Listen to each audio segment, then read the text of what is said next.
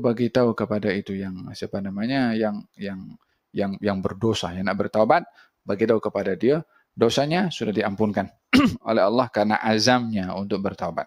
Jadi kosong.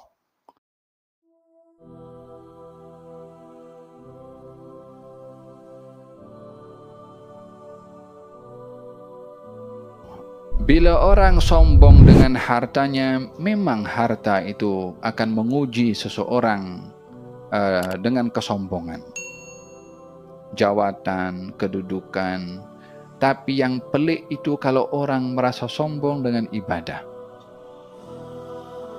Karena yang namanya orang beribadah itu selalunya akan melahirkan rasa tawadhu kepada Allah Subhanahu wa taala, menghinakan diri di hadapan Allah Subhanahu wa taala.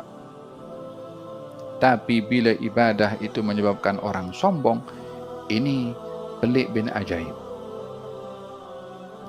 Yang seharusnya ibadah menambahkan rasa khusyuk, rendah diri, justru ini sebaliknya. Bukankah dalam Al-Quran Allah menceritakan tentang makhluk yang banyak beribadah, namun dia sombong dengan ibadahnya, yaitu iblis. Wallah iblis dia beribadah, ahli ibadah iblis.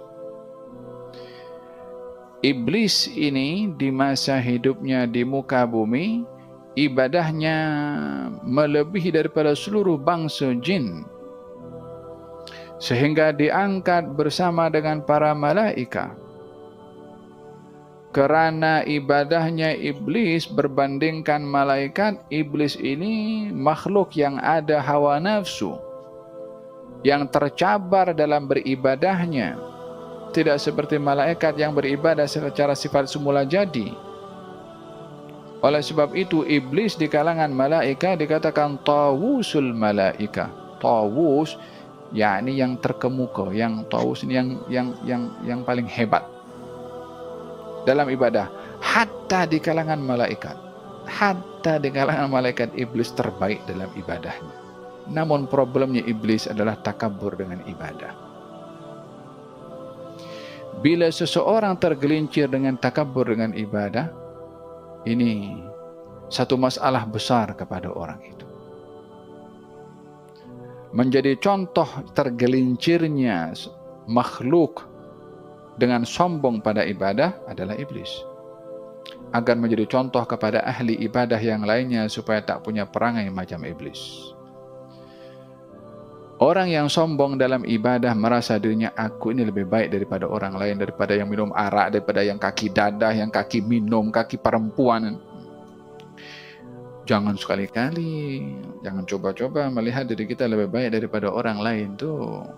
Dia bermaksiat kepada Allah. Ya, hari ini dia maksiat. Esok, awak hari ini ibadah. Esok, siapa boleh jamin? Faham tak? Idzan, dalam hal ini ibadah itu hendaklah dihayati untuk dicari hakikatnya, buahnya, bukan untuk melihat diri lebih baik dibandingkan dengan orang lain yang tidak beribadah kepada Allah Subhanahu wa taala. Walihada dalam kisah ada satu Laki' Bani Israel. Laki' yakni orang yang nakal daripada golongan Bani Israel, dengan satu lagi orang yang saleh daripada kalangan Bani Israel. Ini orang yang nakal, dia banyak berbuat dosa. So dia nak insaf, nak bertaubat. Dia datang bagi orang yang baik, ini yang ahli ibadah. Katanya, aku nak bertaubat kepada Allah. Yang ahli ibadah tengok orang yang laki ini yang banyak berbuat dosa, merasa jijik tengok dengan dia. Engkau ni kaki maksiat, kaki dosa.